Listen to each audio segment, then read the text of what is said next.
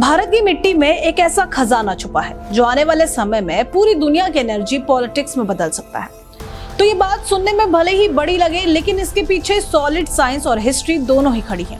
ये कहानी है थोरियम की, एक ऐसे एलिमेंट की जिसे आज क्लीन एनर्जी का फ्यूचर कहा जा रहा है, लेकिन जिसकी असली ताकत को दुनिया ने बहुत देर से समझा।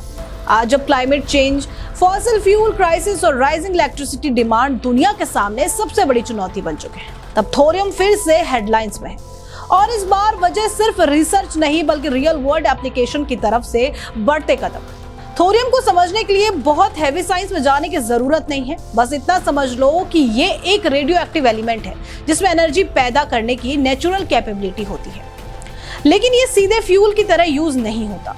इसे यूजेबल न्यूक्लियर फ्यूल बनाने के लिए एक प्रोसेस से गुजरना पड़ता है जिसे न्यूक्लियर ट्रांसम्यूटेशन कहते हैं, जहां थोरियम 232 को यूरेनियम 233 में कन्वर्ट किया जाता है और वहीं आगे जाकर न्यूक्लियर रिएक्टर में एनर्जी जनरेट करता है। इसे ऐसे समझो जैसे कच्चा माल जो फैक्ट्री में जाकर फाइनल प्रोडक्ट बनता है।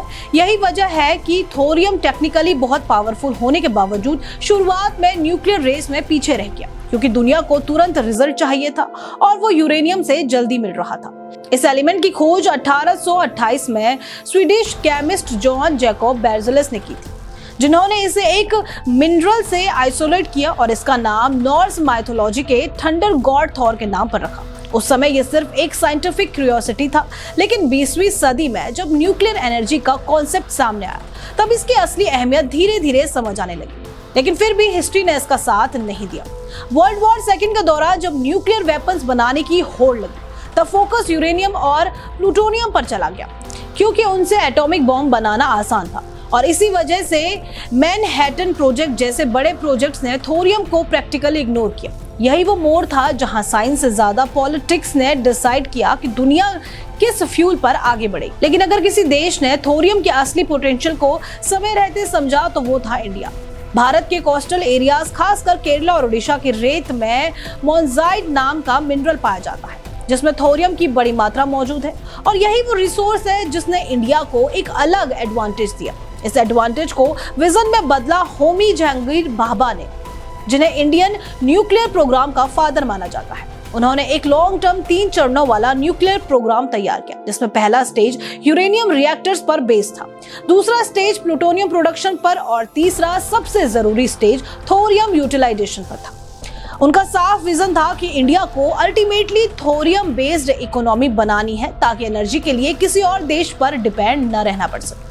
इस विजन को आगे बढ़ाने के लिए इंडिया ने कई न्यूक्लियर प्रोजेक्ट शुरू किए और उनमें से सबसे महत्वपूर्ण नाम है प्रोटोटाइप फास्ट ब्रीडर रिएक्टर यानी PFBR।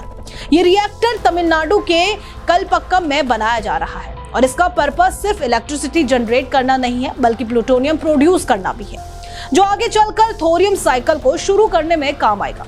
PFBR basically fast breeder reactor technology पर काम करता है, जिसमें जितना फ्यूल यूज होता है उससे ज्यादा फ्यूल जनरेट करने की क्षमता होती है।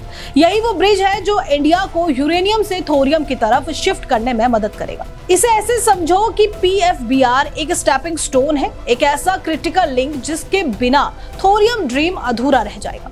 आज के समय में थोरियम को लेकर इंटरेस्ट इसीलिए भी बढ़ गया है क्योंकि इसके कई फायदे हैं जो ट्रेडिशनल न्यूक्लियर फ्यूल से बेहतर माने जा रहे हैं। सबसे पहला फायदा है सेफ्टी, क्योंकि थोरियम बेस्ड रिएक्टर में मेल्ट डाउन का रिस्क कंपैरेटिवली बहुत कम होता है। दूसरा बड़ा फायदा है इससे निकलने वाला रेडियो एक्टिव वेस्ट कम और कम खतरनाक होता है।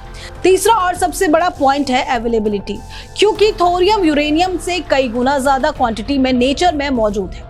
और सबसे इंपॉर्टेंट बात यह है कि थोरियम साइकिल से न्यूक्लियर वेपन्स बनाना काफी मुश्किल होता है, जिससे प्रोलिफरेशन रिस्क कम हो जाता है और यही कारण है इसे पीसफुल न्यूक्लियर एनर्जी का सबसे अच्छा ऑप्शन माना जा रहा है। हाल ही में दुनिया के कई देश थोरियम की तरफ एग्रेसिवली बढ़ रहे हैं। खासकर चाइना ने मोल्टन सॉल्ट रिएक्टर टेक्नोलॉजी पर काफी तेजी से काम करना शुरू किया है, जिसमें थोरियम यूज किया जा रहा है। चाइना का अप्रोच फास्ट और एक्सपेरिमेंटल है, जबकि इंडिया का अप्रोच स्लो लेकिन स्ट्रक्चर्ड है, जो दशकों पहले बनाए गए रोड मैप पर चल रहा है। इंडिया में एडवांस्ड हैवी वाटर रिएक्टर यानी AHWR कॉन्सेप्ट भी डेवलप किया जा रहा है, जो सीधे थोरियम फ्यूल साइकिल पर आधारित होगा। लेकिन वहां तक पहुंचने के लिए PFBR जैसे प्रोजेक्ट्स का सफल होना बेहद जरूरी है। अगर फ्यूचर की बात करें तो थोरियम एक ऐसा ऑप्शन बन सकता है जो दुनिया को फॉसिल फ्यूल से बाहर निकाल सकता है।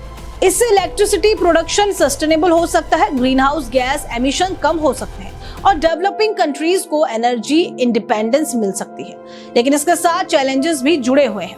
थोरियम टेक्नोलॉजी अभी पूरी तरह मैच्योर नहीं है, इसका इंफ्रास्ट्रक्चर डेवलप करना महंगा है और इसकी फ्यूल साइकिल कॉम्प्लेक्स है, जिससे इफिशिएंटली हैंडल करना आसान नहीं है। यही वजह है कि डिस्पाइट इतने फायदे होने के बाद भी थोरियम अभी तक मेन स्ट्रीम एनर्जी सोर्स नहीं बन पाया है। लेकिन कहानी यही खत्म नहीं होती, क्योंकि यह सिर्फ एक साइंटिफिक डिस्कवरी की कहानी नहीं है, ये पेशेंस और विजन की कहानी है। एक ऐसा विजन जो दशकों पहले देखा गया था और आज धीरे धीरे सच बन रहा है। और शायद आने वाले सालों में जब दुनिया एनर्जी क्राइसिस की बात करेगी तो डिस्कशन सिर्फ ऑयल रिजर्व्स या गैस पाइपलाइंस तक सीमित नहीं रहेगा, बल्कि उस साइलेंट एलिमेंट तक पहुंचेगा जो धरती के अंदर छुपा है। और तब शायद ही कहा जाएगा कि जिस रिसोर्स को दुनिया ने कभी नजरअंदाज किया था, वही एक दिन उसकी सबसे बड़ी उम्मीद बन गया है। ऐसी ही और अपडेट्स के लिए बने रहिए MATV न्यूज के साथ।